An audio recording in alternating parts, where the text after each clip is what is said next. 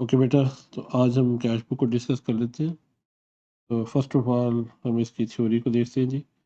Cash book is a book of original entry which record all the transactions and cash transaction not only involve receipts and payment of cash and cheques but also cash discounts allowed and received. In the earlier chapter, we used to prepare cash and bank account to record transactions relating to cash and bank. Now, if we prepare cash book, we can put the two accounts in the same cash book together. Cash book is usually prepared in the account format and in multi-column manner. Cashbook is a book of original entry because it is the first book in which all transactions relating to cash and bank are recorded as and when they arise. This at the same time is part of ledger because it contains cash and bank accounts. The closing balances of the cash and bank columns are used to construct the trial balance and prepare the statement of financial position. जी बेटा, तो इस theory के अंदर हमने देखा दो points के अंदर हमें जो वो बड़े इंपॉर्टेंट हमें इसके अंदर नजर आए। एक तो ये कि कैश बुक को जो है आप टी अकाउंट के फॉर्मेट्स में प्रिपेयर करोगे। सेकेंडली, इसके अंदर एक और जो इन्फॉर्मेशन हमें मिली कि कैश बुक जो है ये आपकी बुक्स ऑफ ओरिजिनल एंट्री का भी पार्ट है। बेटा, इसके ऊपर अक्सर एमसीक्यूज आ जाता है एग्जाम के अंदर। वो आपसे ये पूछता है कि वेरीफाई विच अकाउंटिंग बुक्स या which accounting book is the part of the books of original entry at the same time it is a part of T account. तो यहाँ पे जो हमारे पास बुक होती है वो हमारे पास कैश बुक होती है जो कि टी अकाउंट का भी पार्ट होती है और बुक्स ऑफ ओरिजिनल एंट्री का भी पार्ट होती है।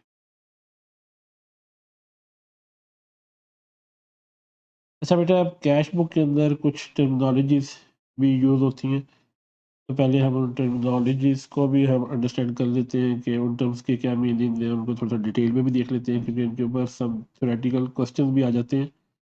तो इसलिए इसके बारे में भी अवेयरनेस होना बहुत ज़रूरी है। तो डिसऑनर्ड चेक सबसे पहले जी हमारे पास जो है वो डिसऑनर्ड चेक है। Dishonoured cheque, the cheque which have been paid into the bank for payment but which have been returned as the issuer means customer's bank has failed to honor the check.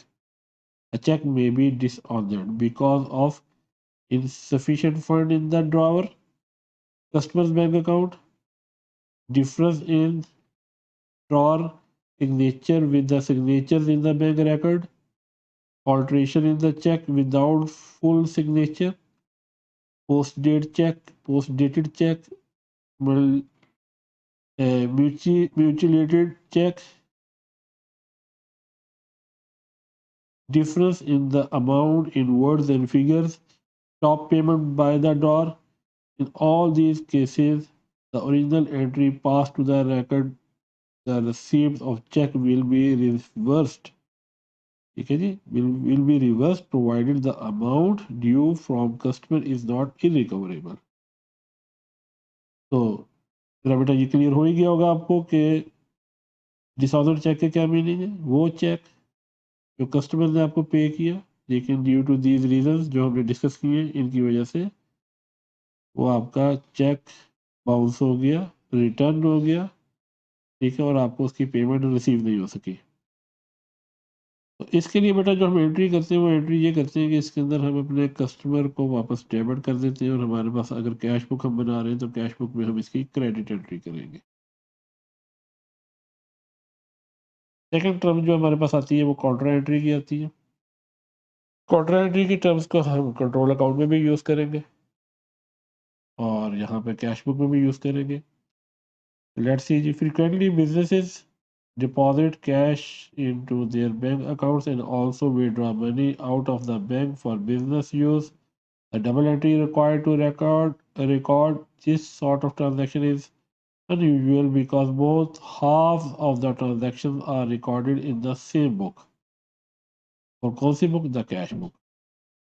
तो sometime आप ऐसे हो रहे थे cash deposit into the bank, तो फिर आप bank को डेबिट करते हो और कैश को क्रेडिट कर देते हो। समटाइम ऐसे होता है कि cash withdrawn from the bank, तो फिर cash cash withdrawn from the bank, तो उसमें कैश डेबिट हो जाएगा आपके पास और बैंक क्रेडिट हो जाएगा।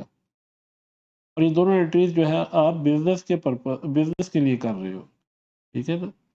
तो यानी पैसा बिजनेस में ही है, लेकिन बिजनेस के बैंक अकाउंट में से विड्रॉ करके आप कैश में डिपॉजिट कर देते हो, या कैश में से विड्रॉ करके आप बिजनेस में के बैंक अकाउंट में डिपॉजिट करवा देते हो।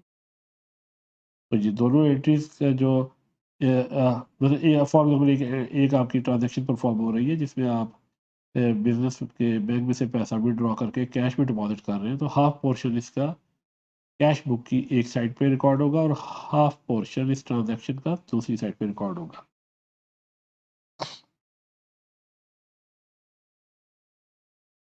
अच्छा बेटा, अब इसके अंदर बड़ी इंपॉर्टेंट चीज़ कि जब हम कैश और बैंक से रिलेटेड ट्रांजैक्शन को रिकॉर्ड करते हैं तो फिर हमने देखना है कि इनके बैलेंसेस जो होते हैं उनका क्या ट्रीटमेंट है। The balance of cash column of the cash book is always a debit nature, क्योंकि कैश आपके पास जो होता है वो एक एसेट के तौर पर ट्रीटमेंट उसका होता है, और कैश आपकी पॉकेट में जितना है तो उतना ही रहेगा ना। तो जो आप जितना भी होगा, फॉर एग्जाम्पल आपकी पॉकेट में 100 रुपीज़ है तो आप 100 रुपीज़ मैक्सिमम यूज़ करेंगे, इससे ज़्यादा नहीं। तो as a business can not pay more than what it has in the form of cash. उससे ज़्यादा तो आप पे कर ही नहीं सकते। अगर आपकी पॉकेट में 100 रुपीज़ है तो 100 ज़्यादा तो आप कभी भी पे नहीं करोगे, ठीक है। अगर आपके पास 100 रुपीज़ है तो 100 से ज़्यादा आप पे नहीं कर सकते। As a business can not pay more than what it has in the form of cash.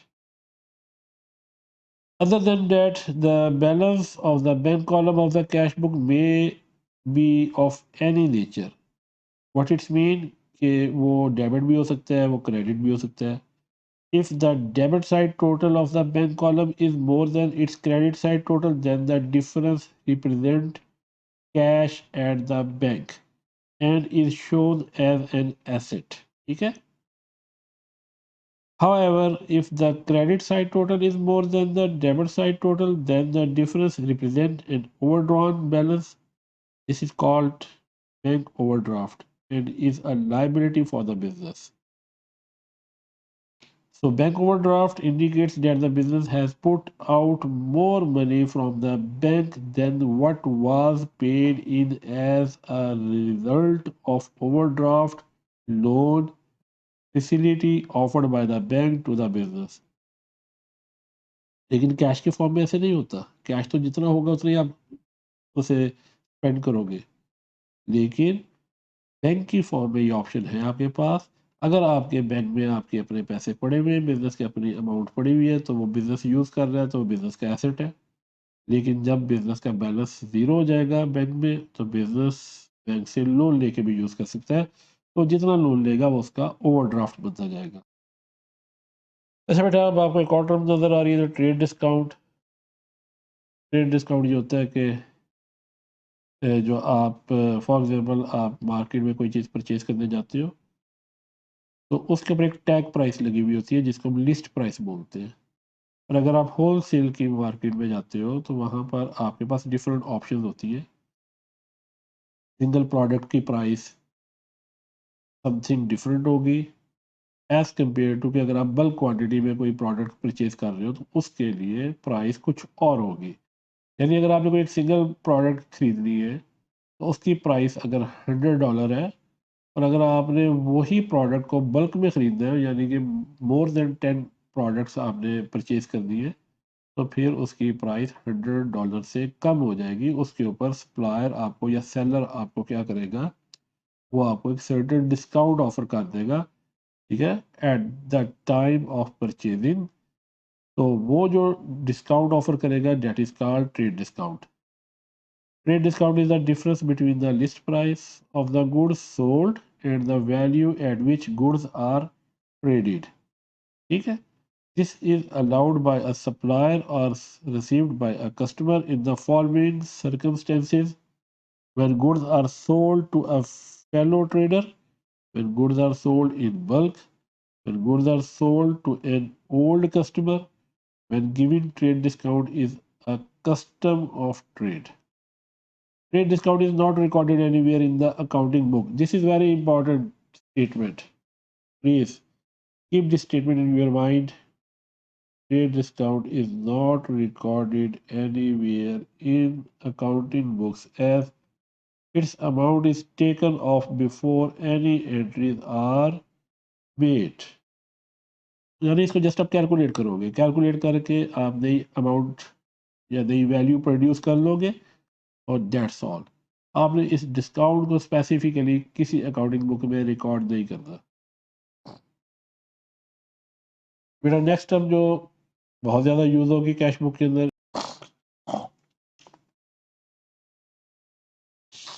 अच्छा बेटा कैश डिस्काउंट।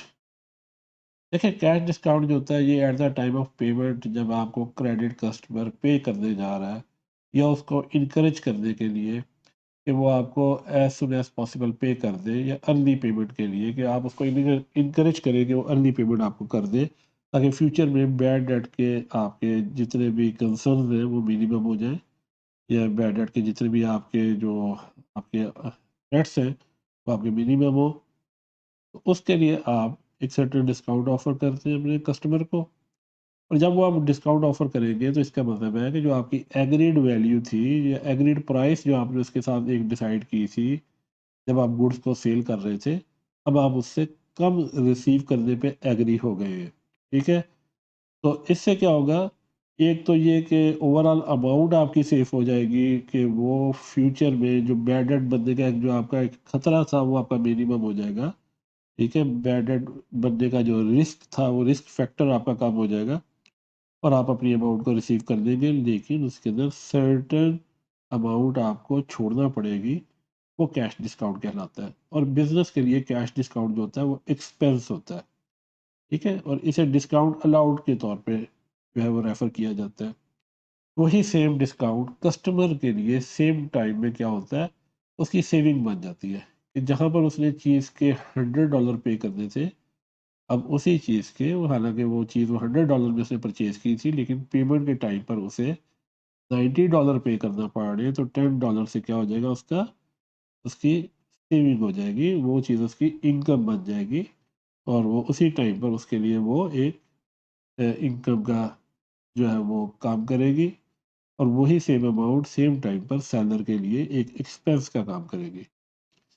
तो कैश डिस्काउंट में be of two types, discount allowed, this is cash discount granted to customer on early payment. अगर वो early payment आपको कर रहे हैं फिर आप उन्हें ये डिस्काउंट ऑफर कर रहे हो। This is shown as an expense as it represents cost of collecting debt promptly. And discount received, this is cash discount received from supplier on early payment. So this is shown as an income as it represents benefits of paying debt early. तो बेटा जैसे मैंने आपको बताया कि ये amount same होगी। जब डिस्काउंट एक सेलर की तरफ से ऑफर किया जाएगा कस्टमर को फॉर अर्ली पेमेंट, तो वो डिस्काउंट की जो अमाउंट है वो सेम टाइम में सेलर के लिए वो एक्सपेंस होगी और सेलर के लिए वो डिस्काउंट अलाउड होगी, लेकिन वही अमाउंट कस्टमर के लिए डिस्काउंट रिसीव्ड होगी, उसकी इनकम बनेगी। ठीक है, उसे इससे फ़ायदा होगा। अच्छा बेटा अब हम फॉर्मेट को देख लेते हैं। देखिए ये 2 कॉलम कैश बुक का फॉर्मेट है, ये आपको पता होना चाहिए क्योंकि हम स्टार्ट यहाँ से लेते हैं, लेकिन मोस्टली कैम्ब्रिज के अंदर आपके पास 3 कॉलम कैश बुक ही तकरीबन जब भी एग्जाम में आई है 3 कॉलम कैश बुक आई है। तो ये जस्ट फॉर योर अंडरस्टैंडिंग। इसके अंदर आपको क्या नज़र आ रहा है, आपको 2 साइड्स नज़र आ रही है। इसमें अगर आप देखें तो ये आपकी एक डेबिट साइड है और ये एक आपकी क्रेडिट साइड है। तो डेबिट साइड पे भी आपको ये कैश कॉलम भी नज़र आ रहा है, बैंक का कॉलम भी नज़र आ रहा है और इसकी डेट्स कॉलम भी नज़र आ रहा है। इसी तरह क्रेडिट साइड पे भी आपको कैश कॉलम, बैंक कॉलम और डेट का कॉलम नज़र आ रहा है। लेकिन यहाँ पे एक चीज़ नज़र आ रही है आपको, फोलियो। इसको हम लेटर ऑन डिस्कस करेंगे कि व्हाट इट्स मीन, फोलियो को कॉलम यहाँ पे जो है इसका क्या पर्पज़ है। अच्छा बेटा जो अब आपने जिस कैश बुक पे आपने काम करना है वो आपकी 3 कॉलम कैश बुक होगी। 3 कॉलम कैश बुक के अंदर एक चीज़ का एडिशन है, वो क्या है, इसके अंदर अब आपके पास डिस्काउंट का भी जो है कॉलम होगा। डेबिट साइड पे अगर आप देखो तो आपके पास डिस्काउंट अलाउड होगा। क्रेडिट साइड पे आपके पास डिस्काउंट रिसीव्ड होगा। ठीक है बेटा। इसी तरह आपके पास डेबिट साइड पे कैश का भी कॉलम है, क्रेडिट साइड पे भी कैश का कॉलम है। डेबिट साइड पे आपके पास बैंक का कॉलम भी है, क्रेडिट साइड पे भी आपके पास बैंक का कॉलम है। तो इस 3 कॉलम कैश बुक की भी 2 साइड्स हैं जी, डेबिट साइड और क्रेडिट साइड। तो इसकी भी थ्योरी को थोड़ा सा देख लेते हैं। If discounts are allowed to customer और received from supplier, then discounts column are also added to the left of the cash and bank column. The receipt of the cash check and cash discount allowed are entered on the debit side with their dates. The payment of cash check and cash discount received are entered on the credit side with their dates, as there are 3 amounts column on both sides of cash book, so is called 3 column cash book. अब बेटा हम आते हैं अपने folio के column के ऊपर। Normally exam के अंदर, कैम्ब्रिज के एग्जाम के अंदर आपसे फोलियो का कॉलम क्रिएट नहीं करवाया जाता। मीन्स के जो आपको फॉर्मेट गिवन होता है एग्जाम के अंदर, जिसके अंदर आपने अपनी कैश बुक की एंट्रीज करनी है, उसके अंदर नॉर्मली फोलियो का कॉलम नहीं होता। लेकिन but it is a part of your exam, part of your syllabus, तो you must know about it कि व्हाट इट्स मीन। तो बेटा फोलियो के कॉलम के लिए नीचे ये मैंने कुछ एक नोट मेंशन किया हुआ है, इसको अगर आप देख लें तो इस नोट को अगर आप देखें जी कि इसके अंदर क्या लिखा हुआ है कि folio columns are shown on the left to the amount means accounts of cash, bank and discount columns, and folio columns contain the name and page number of the other books on which second aspect of the transaction is recorded. Means के देखें ना, for example अगर आप कहते हो जी कि sales of $200 in cash, तो इसका मतलब है कि आपने सेल की है $200 की। तो अब यहाँ पर तो आपने सेल का रेफरेंस दे दिया, ठीक है, और कैश भी आपने $200 यहाँ पे लिख दिया। लेकिन सेल्स का भी तो आपने अकाउंट कहीं पे बनाया होगा एक्चुअली, लेकिन एग्जाम में तो चलो आपसे नहीं रिक्वायर्ड कर रहा। लेकिन प्रैक्टिकली जब इस अकाउंटेंट ने इस कैश बुक को प्रिपेयर करना है, तो उससे साइमल्टेनियसली उसने सेल्स का अकाउंट भी बनाना है। और सेल्स का अकाउंट जिस अकाउंटिंग बुक के अंदर होगा, उसका कोई ना कोई पेज नंबर होगा। तो यहाँ पे वो पेज नंबर आ जाएगा जी, पेज नंबर 22। ठीक है जी। तो ये पेज नंबर 22 बेसिकली रेफरेंस बता देता है कि अकाउंटिंग बुक्स में कहाँ पर इसके ऑल्टरनेटिवली सेल्स का अकाउंट भी बना हुआ है। तो यही वो कह रहा है कि folio columns contain the name and the page number of the other book on which second aspect of the transaction is recorded. एक एस्पेक्ट तो आपने कैश बुक में रिकॉर्ड कर दिया, सेकंड एस्पेक्ट सेल्स के अकाउंट में रिकॉर्ड होगा। तो सेल्स का अकाउंट किस पेज नंबर पे होगा वो हम फोलियो कॉलम में मेंशन कर देंगे। Use of folio columns in the cash book ensure that double entry for recording the transaction is completed। क्योंकि डबल एंट्री मीन्स कि आपको पता है कि every transaction has 2 effects, one account should be debit, account should be credit. तो अगर cash book debit हो रही है 200 के साथ, सेल्स के रेफरेंस के साथ, इसका मतलब है कि आपका सेल्स का अकाउंट क्रेडिट हो रहा होगा। ठीक है। लेकिन बेटा एग्जाम में जब आपको सिर्फ कैश बुक बनाने के लिए बोला जाएगा, तो सिर्फ आपने एक एस्पेक्ट के ऊपर काम करना है, एक आपने साइड को आपने यूज़ करना है। मीन्स कि आपने सिर्फ कैश और बैंक की एंट्रीज, उनसे रिलेटेड जो डिस्काउंट की एंट्रीज है, उन्हें आपने 3 कॉलम कैश बुक के अंदर रिकॉर्ड करना है। और उसके लिए जो सेकंड एंट्री होगी, उनके अकाउंट्स बनाने नहीं बैठ जाना जब तक वो आपको खुद किसी स्पेसिफिक अकाउंट के बारे में अपनी रिक्वायरमेंट ना दे। ठीक है। तो ये है जी टोटल थोड़ा सा इंट्रो इसका कैश बुक का। अब नेचर ऑफ डिस्काउंट कॉलम्स देखिए, हमने इसके अंदर यहाँ पे जो डिस्काउंट कॉलम देखे कि एक आपको डेबिट साइड पे डिस्काउंट का कॉलम नज़र आ रहा है, ये डिस्काउंट अलाउड है। ठीक है जी। ये आपके पास डिस्काउंट अलाउड है, और ये वाला जो कॉलम है ये आपका डिस्काउंट रिसीव्ड। ये डिस्काउंट रिसीव्ड को रेफर करता है। क्रेडिट साइड पे जो कॉलम है, डेबिट साइड पे जो डिस्काउंट का कॉलम है, ये डिस्काउंट अलाउड को रेफर करता है। अच्छा बेटा देखो, अब आपको पता है कि टी अकाउंट जब आप बनाते हो तो उसमें आप at the end of the month या at the end of the year आप बैलेंसिंग ऑफ की एक एक्टिविटी करते हो, जिसमें आप बैलेंस ऑफ करते हो और उनका रिमेनिंग बैलेंस फाइंड आउट करते हो। सिमिलरली कैश बुक के अंदर भी आपको बैलेंस ऑफ करना है, आपने कैश के दोनों कॉलम्स को भी बैलेंस ऑफ करना है, बैंक्स की दोनों साइड्स को देखते हुए आपने बैंक के कॉलम्स को भी बैलेंस ऑफ करना है। लेकिन बेटे हम डिस्काउंट के कॉलम को बैलेंस ऑफ नहीं करेंगे, क्योंकि देखिए कैश बुक के अंदर जो कैश की डेबिट साइड पे जो कॉलम है और क्रेडिट साइड पे जो कॉलम है, ये दोनों कॉलम एक ही अकाउंट से बिलोंग करते हैं। सिमिलरली कैश बुक के अंदर डेबिट साइड पे जो बैंक का कॉलम है और क्रेडिट साइड पे जो बैंक का कॉलम है, ये दोनों एक ही बुक से रिलेटेड है, इसी इनको तो बैलेंस ऑफ आप कर दोगे। लेकिन कैश बुक के अंदर जो डिस्काउंट का कॉलम है डेबिट साइड पे और डिस्काउंट का कॉलम जो क्रेडिट साइड पे है, both columns belongs to separate accounts. Debit side का जो डिस्काउंट कॉलम है, it belongs to the discount allowed. On the other side credit side पे जो डिस्काउंट का कॉलम है, it belongs to the discount received account, and both accounts are different in nature. Discount allowed is an expense account and discount received is an income account.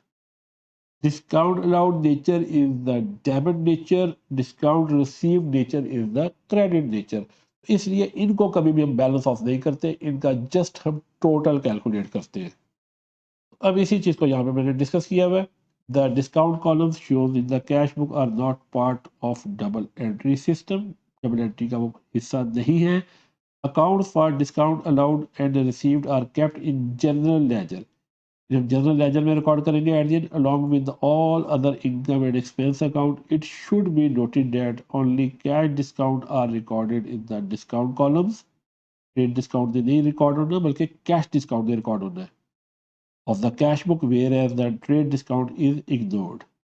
The total of the debit column of discounts in the cash book is transferred to the debit side of the discount allowed account in the general ledger. Likewise, the total of the credit column of the discount in the cash book is transferred to the credit side of the discount received account in the general ledger. Okay, beta.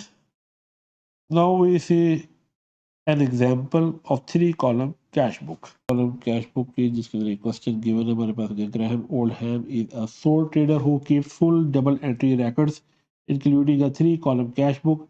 On 1st June 2015 his cash book showed the following balances. Cash का जो debit balance है, ठीक है, और आपके पास bank का credit balance है। तो ये बेटे आप देखो कि ये इसने कैश का बैलेंस दिया हुआ है, इसने बैंक का बैलेंस दिया हुआ है, ठीक है, लेकिन कैश का वो डेबिट बैलेंस दे रहा है और बैंक का वो क्रेडिट बैलेंस दे रहा है।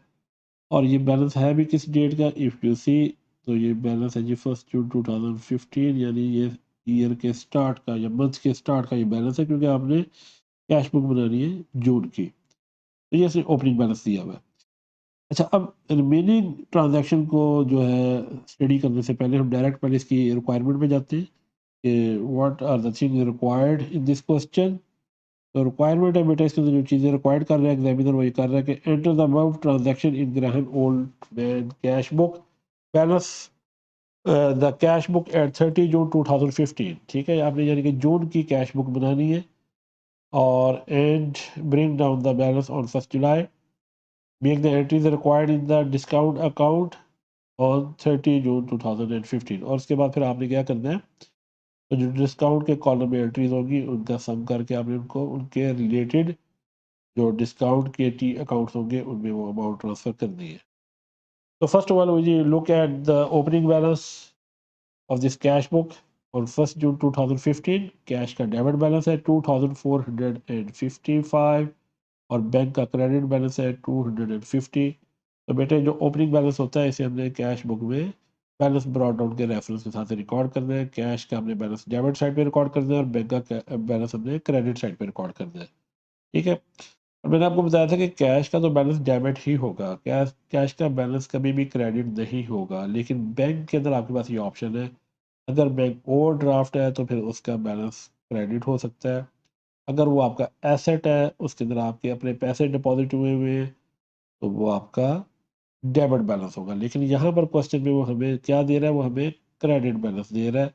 हम देख सकते हैं, तो इसका मतलब है कि बैंक हमारा स्टार्ट ऑफ ईयर में ओवर ड्राफ्ट है। तो देख लीजिए इसको कैसे रिकॉर्ड करना है हमने, ये मेरे पास सोल्यूशन भी है। तो बेटा इसको देख लेते हैं। यहाँ पर देखें, अब बैंक की जून 1 में जो ट्रांजैक्शन रिकॉर्ड हुई है वो बैलेंस ब्रॉड फॉरवर्ड के साथ ये 2455 की अमाउंट रिकॉर्ड हुई है। इसी तरह आप देख सकते हो कि बैंक का ये हमारे पास यहाँ पे ये क्रेडिट बैलेंस था 250, तो इस 250 को हम यहाँ पे रिकॉर्ड कर रहे हैं। यहाँ पे जून 1 बैलेंस ब्रॉड फॉरवर्ड और ये 250 को हमने बैंक के कॉलम में क्रेडिट साइड पे रिकॉर्ड कर दिया। बेटे dates are very important, dates को आपने बड़े ध्यान से इसे रिकॉर्ड करना है। देखिए 2015 जून 1 के ये बैलेंसेज हैं, इन्हें हमने यहाँ पे रिकॉर्ड कर दिया। Let's see the next transaction, the transaction for the month of June 2015 were अब मल्टीपल ट्रांजैक्शन हमारे पास जून 1 से लेके जून 30 तक। अच्छा, अब देखिए यहाँ पे भी हमारे पास जून 1 की एक ट्रांजैक्शन है, purchase furniture and paid by cheque 600। तो यहाँ पे बेटे बच्चे क्या करते हैं सम टाइम, वो ये करते हैं कि जून 1 मैंने जैसे भी ऊपर बोला कि मंथ के स्टार्टिंग डेट पे जो आपकी बैलेंस होगा वो आपका ओपनिंग बैलेंस बनेगा। लेकिन बच्चा जो होते हैं वो क्या करते हैं, वो कहते हैं सर ये जो आप जून 1 में जो परचेजेस कर रहे हैं तो ये भी तो ओपनिंग बैलेंस है। नहीं बेटा, ये ओपनिंग बैलेंस नहीं। ओपनिंग बैलेंस का मतलब ये होता है कि किसी भी मंथ की स्टार्टिंग डेट के ऊपर वो बैलेंस जो आपको प्रीवियस मंथ से कैरी फॉरवर्ड हुआ हो, ठीक है, या जो आप सिंपल अल्फाज में आपको जो आपके पास ऑलरेडी पड़ा हुआ है, ठीक है। लेकिन अब ये जो ट्रांजैक्शन है जिसके अंदर आपको ये चीज़ बताई जा रही है, जून 1 की ये वाली जो ट्रांजैक्शन है इसके अंदर आप देख सकते हो कि यहाँ पर अब आप जून 1 में एक एक्टिविटी परफॉर्म कर रहे हो। It is a new activity, इसमें प्रीवियस मंथ से कुछ भी कैरी फॉरवर्ड नहीं हो रहा, बल्कि करंटली जून 1 की डेट के ऊपर you are going to purchase some new non current assets which is furniture, ठीक है, और you are going to pay some amount by cheque which is 600। आपने क्या किया, purchase furniture and paid by cheque. अच्छा, अब बेटा अब इस ट्रांजैक्शन में क्या हो रहा है, इस ट्रांजैक्शन में ये हो रहा है कि आप एक फर्नीचर परचेज कर रहे हो और पेमेंट कर रहे हो चेक के थ्रू, यानी कि आपके बैंक में से पैसे जा रहे हैं, ठीक है जी। तो when you are going to pay money from bank, तो फिर you have to make a credit entry in your bank column in the cash book. तो अब क्योंकि पैसे आपके पास से चले गए हैं तो फिर आपने कैश बुक को क्रेडिट कर देना है, ठीक है। तो देखें हमारे पास 1 जून की ये एक्टिविटी है। 1 जून में क्या हो रहा है, फर्नीचर, और फर्नीचर हमने 600 का खरीदा, तो ये हमने इसे कैश बुक में बैंक कॉलम के अंदर क्रेडिट कर दिया with the reference of furniture, ठीक है। लेकिन हुआ हमारा बैंक क्रेडिट है क्योंकि बैंक के थ्रू हमने पेमेंट की और बैंक में से पैसे आपके आउट हो गए, ये कैश आउटफ्लो हो गया आपका। अच्छा बेटा, इन जून 3 में देखते हैं जी, हमने अब क्या कि ये हमने जून 1 में एक्टिविटी करी थी, जून 3 में हम देखते हैं कैश डिपॉजिट इनटू बैंक $500। तो देखिए अब आपके बैंक में पैसे आ रहे हैं और कैश डिपॉजिट किया आपने बैंक में, ठीक है जी। आपके पास यानी कि बिजनेस के पास पहले कैश था, उसने इसे बैंक में डिपॉजिट कर दिया जून 3 में। देखिए सबसे पहले तो आप क्या करो, जो बिजनेस के बैंक में जो कैश पड़ा हुआ है पहले आपने उसको विड्रॉ करना है ना, क्योंकि ट्रांजैक्शन हमें क्या कह रही है, ट्रांजैक्शन को अगेन रीड करके देखें। ट्रांजैक्शन हमें ये समझा रही है कि कैश डिपॉजिट, कैश को आपने डिपॉजिट कर दिया इनटू बैंक $500 अपने ही बैंक में। तो ये कैश आया कहाँ से, उसका उसने हमें कुछ भी नहीं बोला। तो क्या मतलब है इसका, कि इसका मतलब ये है कि ये कैश आपके पास ऑलरेडी पड़ा हुआ है, ये बिजनेस का ही कैश है। तो बिजनेस क्या कर रहा है, अब अपने कैश को बैंक में डिपॉजिट कर रहा है। तो बिजनेस के पास ये कैश विड्रॉ हो जाएगा और बैंक के अंदर ये डिपॉजिट हो जाएगा। तो ये बेटे आपकी काउंटर एंट्री भी बनी, ठीक है। इस कैश बुक के अंदर ये एक काउंटर एंट्री कहलाएगी। इसलिए आप देखिए यहाँ पे रेफरेंस में साथ में हमने सी भी लिखा हुआ है। तो सबसे पहले हम कैश में से इसको विड्रॉ करते हैं। तो जून 3 को हमने कैश में से 500 को विड्रॉ किया और यहाँ पे हमने रेफरेंस दे दिया बैंक का। क्यों, क्योंकि ऑन द अदर साइड हमने इसे बैंक में डेबिट करना है। तो देखिए जून 3 में अब हम क्या कर रहे हैं, जून 3 में हम कैश को कैश सॉरी बैंक को डेबिट कर रहे हैं with the reference of cash. तो देखिए हमने कैश में से पैसे निकाले और बैंक में हमने डिपॉजिट करवा दिए। तो जब हम कैश को क्रेडिट करेंगे वहाँ पे हम बैंक का रेफरेंस देंगे, जब हम बैंक को डेबिट करेंगे वहाँ पे हम कैश का रेफरेंस देंगे। Keep it remember, it is a counter entry. Next transaction है जी बेटे, जून 6 को received a cheque from M Danny to settle his account of $400 after deducting cash discount of $500। अच्छा बेटे देखो, अब यहाँ पे जो सबसे इंपॉर्टेंट चीज़ है, देखो आप क्या कर रहे हो, आप किसी बंदे डैनी से आप कुछ अमाउंट रिसीव कर रहे हो in the form of cheque, और फिर उसके ऊपर 5% का डिस्काउंट भी आप पे कर अलाउ कर रहे हो, ठीक है, आफ्टर डिडक्टिंग कैश डिस्काउंट 5%, और उसमें आप डैनी के अकाउंट को सेटल कर रहे हो। अच्छा, डैनी के अकाउंट की जो अमाउंट है वो 400 है, ठीक है, डैनी के अकाउंट की जो अमाउंट है वो 400 है, ये वाली 5% का आपने डिस्काउंट दे दिया। अब यहाँ पे जो चीज़ समझने वाली है वो ये है कि अगर तो उसने हमें ये स्टेटमेंट यूज दी हुई होती कि received a cheque $400 from M Danny, अगर चेक के साथ अमाउंट लिखी होती तो फिर बेटे इसके ऊपर डिस्काउंट ऑलरेडी कैलकुलेटेड होता, ठीक है ना।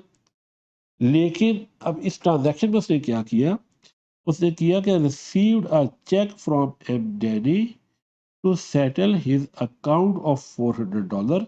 अब ये जो वैल्यू है वो डैनी के अकाउंट के साथ रेफर कर रहा है, इसका मतलब है ये अभी प्री डिस्काउंटेड अमाउंट है, अभी इसके ऊपर डिस्काउंट को अप्लाई नहीं किया गया। तो जब उसने हमें बोल दिया कि आफ्टर डिडक्टिंग कैश डिस्काउंट 5%, अब हम क्या करेंगे, इस $400 के ऊपर पहले 5% को अप्लाई करेंगे। तो बेटा ये कैलकुलेशन यहाँ पे कर लेते हैं। $400 पे आप 5% जब अप्लाई करोगे तो आपकी जो डिस्काउंट बनेगी वो आपकी 20 की डिस्काउंट बनेगी, और फिर इस 20 को आप $400 में से माइनस करोगे तो देन यू विल रिसीव 380। देख लीजिए, जून 6 पे एम डैनी को आपने $400 उसका अकाउंट का बैलेंस था, 5% का डिस्काउंट दे दिया, डिस्काउंट बन गया 20, उसे डिस्काउंट कॉलम में लिख दिया, और जो अमाउंट आपने रिसीव की फिर वो instead of 400 you are getting 380 after deducting the discount. तो ये चीज़ें आपने बड़े ध्यान से कर दी है, इसी के ऊपर बच्चे नंबर कटवा लेते हैं। सम टाइम वो डिस्काउंट को रॉन्गली कैलकुलेट कर देते हैं, सम टाइम डिस्काउंट को प्रॉपरली कैलकुलेट करने के बावजूद अपनी जो रिसीविंग अमाउंट है उसको अपडेट नहीं करते, और इंस्टेड ऑफ 380 वो वहाँ पे अगेन 400 ही लिख देते हैं, हालांकि वो डिस्काउंट भी कैलकुलेट कर रहे हैं, लेकिन जब अमाउंट को एंटर करने की बात आती है तो अमाउंट में से डिस्काउंट को माइनस करना भूल जाते हैं, सब्ट्रैक्ट करना भूल जाते हैं। तो ये चीज़ आपने बड़े ध्यान से करनी है कि आपने पहले अकाउंट की ओरिजिनल वैल्यू को देखना है, फिर उसके ऊपर डिस्काउंट अप्लाई करना है, डिस्काउंट को डिस्काउंट के कॉलम में लिखना है, और फिर डिस्काउंट डिडक्ट करने के बाद आपने पोस्ट डिस्काउंटेड अमाउंट जो है वो आपने करनी है, ठीक है जी। नेक्स्ट ट्रांजेक्शन है बेटे जून 9 में, पेड रेंट इन कैश। अब इसमें क्या हो रहा है कि यू आर गोइंग टू पे an expense in the form of rent but by cash. तो कैश अब आपके पास से जा रहा है $200 का, तो अब आपके पास कैश बुक क्रेडिट होनी चाहिए, कैश का कॉलम क्रेडिट होना चाहिए कैश बुक में with the reference of rent. बेटे हम ये देख सकते हैं हमारे पास कैश का कॉलम जून 9 में रेंट के रेफरेंस के साथ क्रेडिट हो रहा है, क्योंकि हम $200 का कैश की फॉर्म में रेंट पे कर रहे हैं, ठीक है जी। नेक्स्ट ट्रांजैक्शन है जी यहाँ पर जून 13 में, paid Solomon a cheque for 171। देखें वही चीज़ जो अब मैंने अभी आपको ऊपर समझाई थी ट्रांजैक्शन नंबर 3 में, जून 6 को जो ट्रांजैक्शन थी कि वहाँ पर उसने चेक के साथ अमाउंट नहीं लिखी बल्कि अकाउंट के साथ अमाउंट लिखी है। यहाँ पे आप देख लो कि यहाँ पर ये चेक के साथ वैल्यू लिखी हुई है, ये 171 चेक के साथ लिखी हुई है अमाउंट, तो इसका मतलब है कि ये जो $171 है, ठीक है, पेड सोलोमोन चेक, इसमें भी आप एक चेक पे कर रहे हो। अब आप चेक पे कर रहे हो, ठीक है, सोलोमोन को $171 का, to settle the amount due, कोई अमाउंट जो आप पे ड्यू थी, जो आपने पे करनी थी, ठीक है, उसको पे करने जा रहे हो। After deducting cash discount of $9, देखिए उसने अब डिस्काउंट की परसेंटेज नहीं दी, बल्कि यहाँ पर उसने आपको डायरेक्ट डिस्काउंट की अमाउंट बता दी है। लेकिन अब इस $9 को आपने 171 में से सब्ट्रैक्ट नहीं करने बैठ जाना। क्यों? क्योंकि मैंने आपको बता दिया कि ये 171 जो है ये चेक के साथ मेंशन्ड है अमाउंट। इसका मतलब है ये पहले ही कैलकुलेट हो चुकी है, ठीक है जी। ये इसके ऊपर डिस्काउंट ऑलरेडी अप्लाई हो चुका हुआ है। डिस्काउंट माइनस करने के बाद ये 171 की वैल्यू बन रही है, और जो डिस्काउंट की वैल्यू थी वो भी उसने एग्जैक्ट आपको बता दी, क्योंकि उसने यहाँ पे हमें कोई परसेंटेज नहीं बताई, यानी कि ऑलरेडी उसने हमें अमाउंट्स कैलकुलेट करके दे दिए इस ट्रांजैक्शन में। तो हम जस्ट इन अमाउंट्स को इनके पर्टिकुलर कॉलम्स के अंदर पुट कर देंगे, वहाँ पे हम रिकॉर्ड कर देंगे, और इसके अलावा हमने कुछ नहीं करना। तो पेड सोलोमोन चेक, तो हम पे करने जा रहे हैं किसको? सोलोमोन को। एक चेक हमने चेक के थ्रू हमने पेमेंट की है, तो हमें अपने बैंक को क्रेडिट कर दें। तो यहाँ पे देखिए बेटा, जून 13 में सोलोमोन माइकल, इसको हमने चेक पे किया, ये 171 का, देखिए यहाँ पे वही अमाउंट एग्जैक्ट यूज हो रही है, और $9 का जो डिस्काउंट हमने दिया था, सॉरी हमें मिला था, वो भी हमने यहाँ मेंशन कर दिया। ये वाला डिस्काउंट हमें रिसीव हुआ है, ठीक है, और हमने पेमेंट की 171 की सोलोमोन को। तो मेरा बेटा यहाँ पे अब ये चीज़ आई होप सो कि आपको ये क्लियर हो गई होगी कि यहाँ पर 171 में से आपने 9 को माइनस नहीं करना, और माइनस करके नहीं लिख देना। यहाँ पे बच्चा अक्सर ये मिस्टेक कर देता है कि 171 में से वो 9 को सब्ट्रैक्ट करते हैं पहले, और फिर इसको रिकॉर्ड करते हैं। नहीं, आपने इस ट्रांजैक्शन को अंडरस्टैंड करना है, और कैश बुक के अंदर जो डिफ़िकल्ट चीज़ है वो सिर्फ ये ट्रांजैक्शन को रीड करना है। अगर बच्चे को ये करनी आ जाए, तो फिर बेटा ये आपके लिए क्वेश्चन सॉल्व करना जो है जस्ट लाइक अ टी अकाउंट एग्जाम में कोई मुश्किल नहीं होता। तो यहाँ पे देख लें, चेक के साथ 171 लिखा हुआ है, तो इसलिए ये ऑलरेडी कैलकुलेटेड अमाउंट है, और इसलिए उसे, और दूसरा उसने आपको कैश डिस्काउंट की वैल्यू बता दी, आपने जस्ट उसको यूज़ कर देना है। अच्छा जी, नेक्स्ट ट्रांजैक्शन आपकी है जी जून 18, कैश सेल अमाउंटेड 250। तो अब आपने कुछ सेल आपने की है, यानी कि आपने गुड सेल की है, लेकिन उनके अगेंस्ट आपने कैश रिसीव कर लिया। अब आपके पास बेसिकली कैश आ गया इस ट्रांजैक्शन की वजह से, जो जून 18 को परफॉर्म हो रही है। तो आपके पास जब कैश आ रहा है, तो आपने इसे कैश के कॉलम में डेबिट साइड में रिकॉर्ड कर देना with the reference of sale. ये देखिए बेटे, जून 18 में सेल्स के रेफरेंस के साथ हमने 250 को कैश के कॉलम में डेबिट कर दिया, क्योंकि हमने इसको रिसीव किया है। अच्छा बेटा, नेक्स्ट ट्रांजैक्शन है जून 22 को, paid a cheque of $190 to C Johns in settle of her account after receiving cash discount 5%।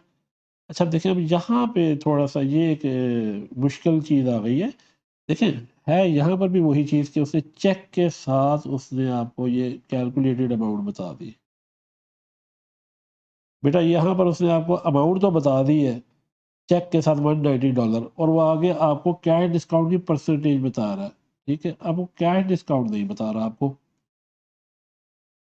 अब इसका मतलब ये है कि $190 जो है ये कैलकुलेटेड अमाउंट है, यानी जो ओरिजिनल अमाउंट आपकी कोई होगी उसके ऊपर 5% का डिस्काउंट लगा होगा। उस डिस्काउंट को आपने उस ओरिजिनल अमाउंट में से माइनस किया होगा, ठीक है। फिर जाके ये $190 की आपकी अमाउंट बनी है।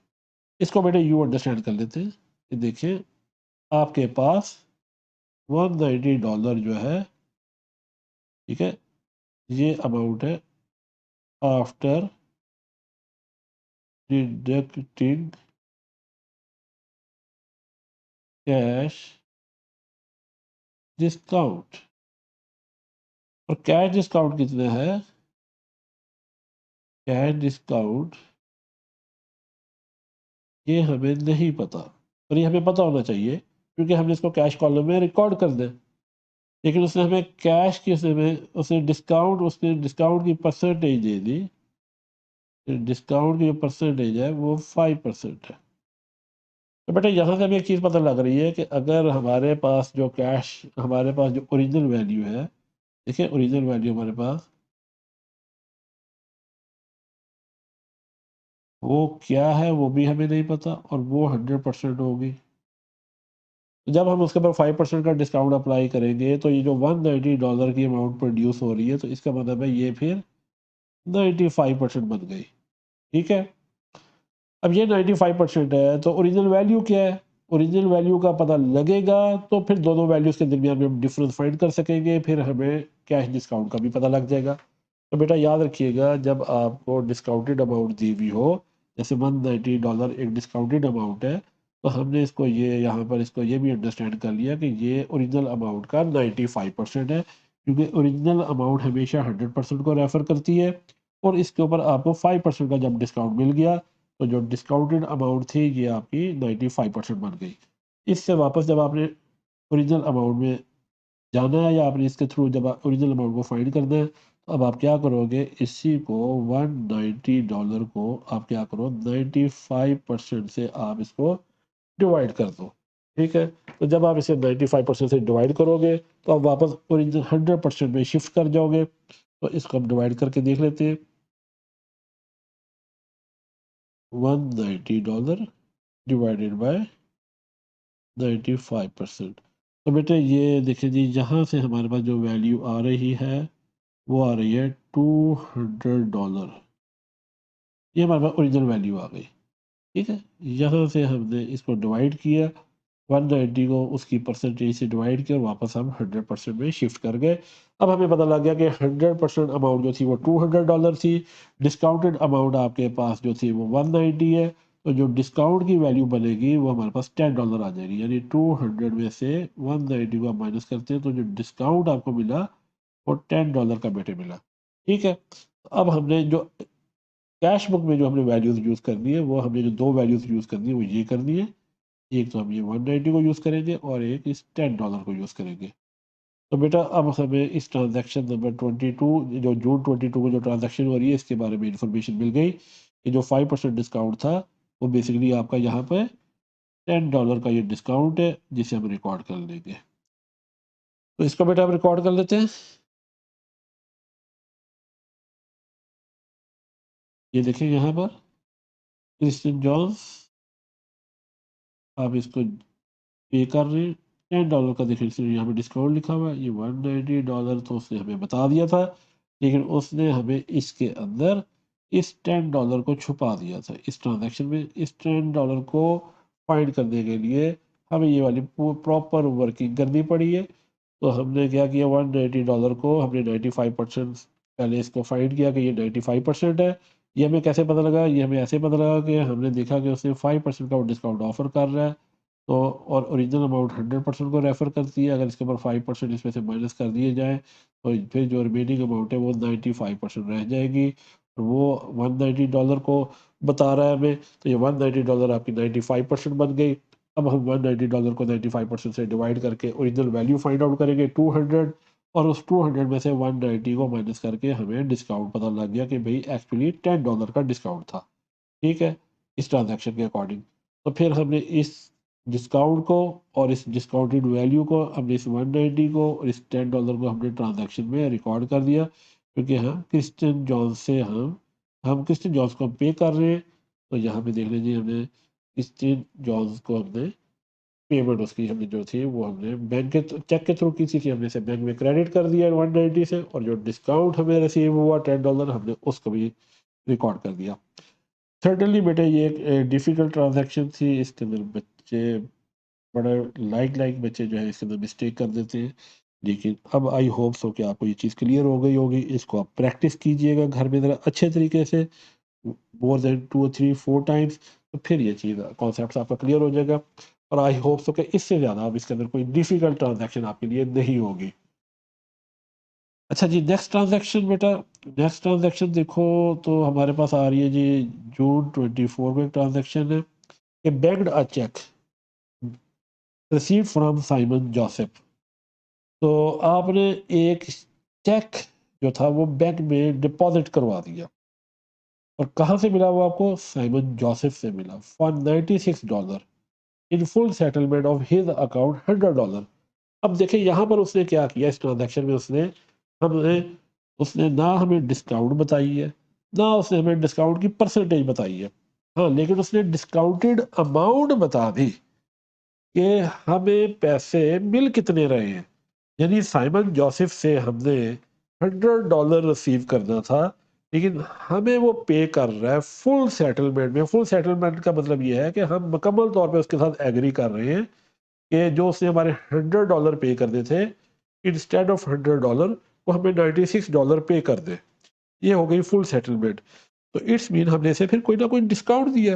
लेकिन यहाँ पे डिस्काउंट कैलकुलेट करना बहुत आसान है, क्योंकि $100 में से अगर हम $96 को माइनस करते हैं तो वी कैन फाइंड कि हम उसे $4 की डिस्काउंट ऑफर कर रहे हैं।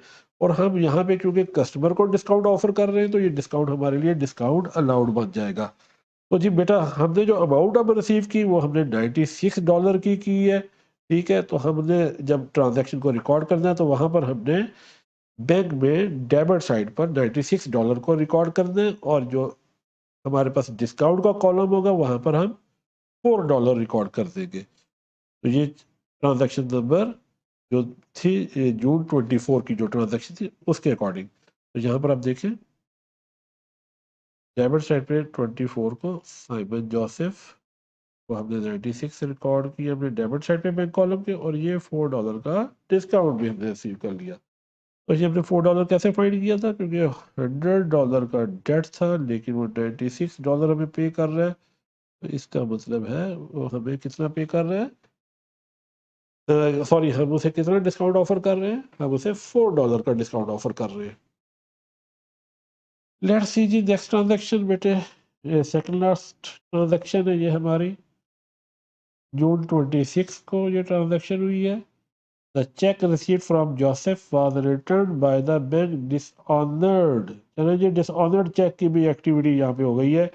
जब जोसेफ ने जो हमें चेक दिया था वो लेटर ऑन क्या हो गया? डिसऑनर्ड हो गया। और मैंने ऑलरेडी आपको बताया था कि डिसऑनर्ड चेक जब हो जाता है तो हम अपनी कैश बुक को कस्टमर के रेफरेंस के साथ क्रेडिट कर देते हैं, क्योंकि जो पैसे हमने बेसिकली अपने पास डेबिट किए हुए होते हैं, इनफैक्ट वो हमारे बैंक के अंदर वो डिपॉजिट नहीं होते, क्योंकि जो कस्टमर का बैंक है वहाँ पर वो पैसे हैं ही नहीं। यानी कस्टमर ने जो हमें चेक दिया है बेसिकली, उस चेक के थ्रू हम कस्टमर के बैंक में से पैसे नहीं ले पा रहे। ठीक है, क्योंकि हो सकता है कि उसके अकाउंट में वो बैलेंस प्रेजेंट ही ना हो, उतना बैलेंस हो ही ना उसके अकाउंट के अंदर जितना उसने हमें चेक दे दिया है।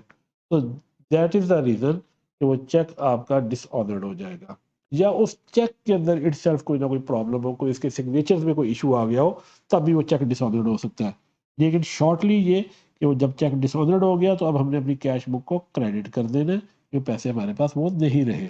तो देखें जी, ये जो ये वाली अमाउंट, ये वाले पैसे जो हम यहाँ पर लिख रहे हैं कि साइमन जोसेफ से जो हमें अमाउंट मिली थी, ये वाली,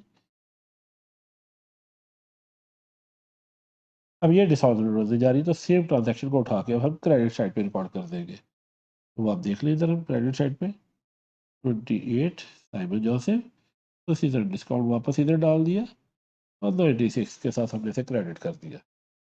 ठीक है बेटे। नहीं बेटे, अब हम लास्ट ट्रांजैक्शन को देखते हैं। Cash purchases $200। तो भाई परचेजेस की है, कैश पे की है, चीज़ें खरीदी हैं, तो पैसे तो गए ना फिर आपके पास से। तो बेटा अब इन पैसों को क्या करो? कैश के कॉलम में क्रेडिट कर दो। तो ये अमाउंट आपकी कैश के कॉलम में क्रेडिट हो जाएगी। ठीक है जी। तो बेटा ये कैश के कॉलम में आपने क्रेडिट कर दिया इसको, परचेजेस की थी आपने, इसलिए आपने इसको क्रेडिट किया। चलो जिसका कलर चेंज कर दे देना। नहीं बेटा, ये आपकी एंट्रीज कंप्लीट हो गई है। अच्छा जी, अब इसको बैलेंस ऑफ करने से पहले ज़रा मैं इसके अंदर हाईलाइट कर दूंगा जिन एंट्रीज को आपने अब रिवाइज करना है, ज़रा इस वीडियो को रिपीट करके, जो आपके लिए बहुत ज़रूरी है। वो कौन सी हो सकती है? देखिए बेटा, वो इसके अंदर जो ट्रांजैक्शन बनेगी वो आपकी बनेगी, एक तो ये वाली ट्रांजैक्शन, इस ट्रांजैक्शन को आपने रिपीट करना है, ठीक है? आपने इस ट्रांजैक्शन को भी रिपीट करना है, ये आपकी इंपॉर्टेंट ट्रांजैक्शन है। और इसके अलावा जो हमारी ट्रांजैक्शन थी जिसके अंदर हमने डिस्काउंट को कैलकुलेट किया था, वो बल्कि इसको भी आप साथ ही हाईलाइट कर लें, इसका भी एरो बना दें। ये वाली ट्रांजैक्शन जो थी, ये 3 ट्रांजैक्शन जो क्रेडिट साइड पे है, इनको आपने रिवाइज़ करना है। तो सारी कैश बुक का जो डिफ़िकल्ट कॉन्सेप्ट है वो इन तीनों ट्रांजैक्शंस के अंदर है। अगर आपने ये तीनों अंडरस्टैंड कर ली तो फिर फ्यूचर में आपके लिए ये कैश बुक कभी भी कोई प्रॉब्लम क्रिएट नहीं करेगी ट्रांजैक्शन के अकॉर्डिंग। अच्छा जी बेटा जी, लेटर ऑन अब हम बाद में एट द एंड हमने क्या करना है, we have to make balance of both column cash and bank.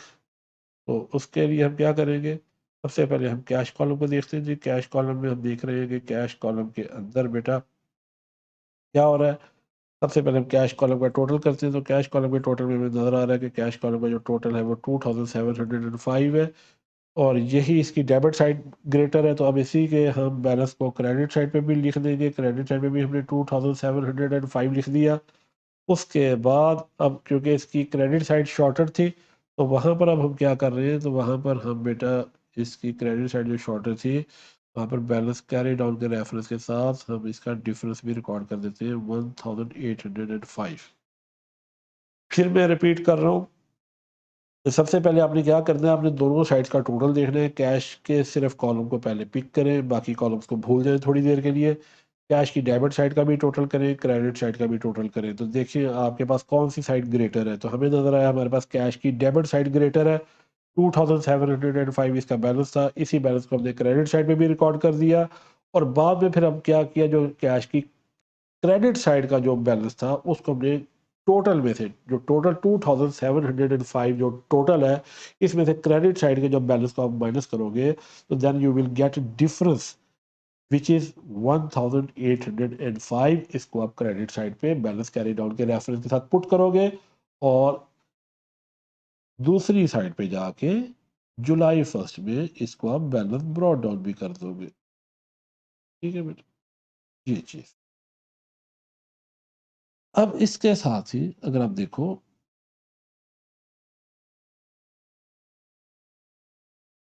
Bank column को, तो बैंक की भी डेबिट और क्रेडिट साइड का जब हम टोटल करते हैं तो हमें नज़र आता है कि बैंक की क्रेडिट साइड ग्रेटर है, और बैंक की क्रेडिट साइड का टोटल बन रहा है 1307। इसको पहले हम दोनों साइड्स पे पुट कर देंगे 1307 को।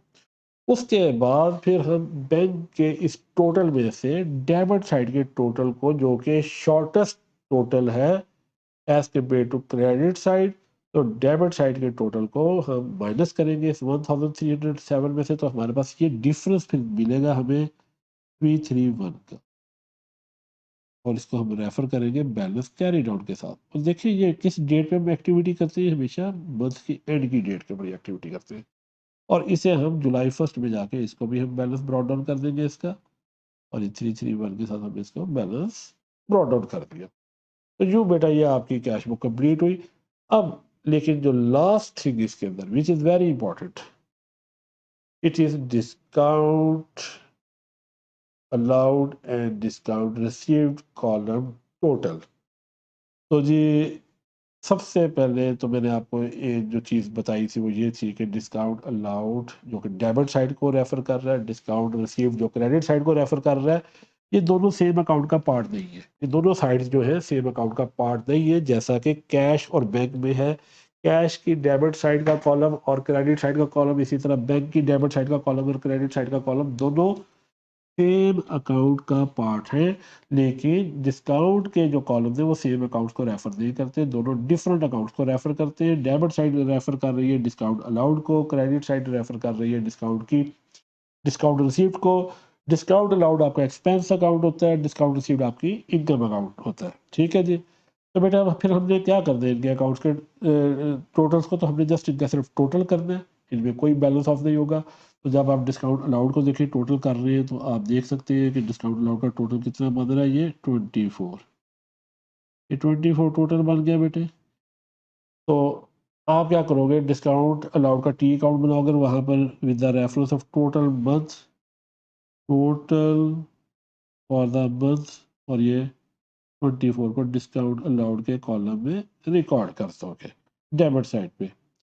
फिर आप जो है डिस्काउंट रिसीव्ड के कॉलम का टोटल करोगे तो आपके पास ये 23 आ गई, ये आपने टोटल कर दिया बेटे। इसको क्या करना है, इसको हमने डिस्काउंट रिसीव्ड के नेम का टी अकाउंट बनाना और उसकी हमने इसे क्रेडिट साइड पे रिकॉर्ड कर देना है। इसको हमने इसकी क्रेडिट साइड पे रिकॉर्ड कर देंगे। तो बेटा ये this is all about related to your cash book which is 3 column cash book. और कैम्ब्रिज में आप पास पेपर में देखें, IGCSE के पास पेपर में भी देखें, CAIE के पास पेपर में भी देखें, तो दोनों में आपको तकरीबन 99% 3 कॉलम कैश बुक ही मिलेगी। तो ये कंप्लीट कम्प्रीहेंसिव क्वेश्चन था जिसके अंदर तकरीबन हमने सारे कॉन्सेप्ट्स को अच्छे तरीके से डिस्कस कर लिया। इसको प्रैक्टिस करें, इसके बाद पास पेपर की प्रैक्टिस करें, आई होप सो। और अगर आपको ये अंडरस्टैंडिंग हो गई है, आपको वीडियो पसंद आई है, तो मेरा बेटा इसको लाइक करें, सब्सक्राइब करें।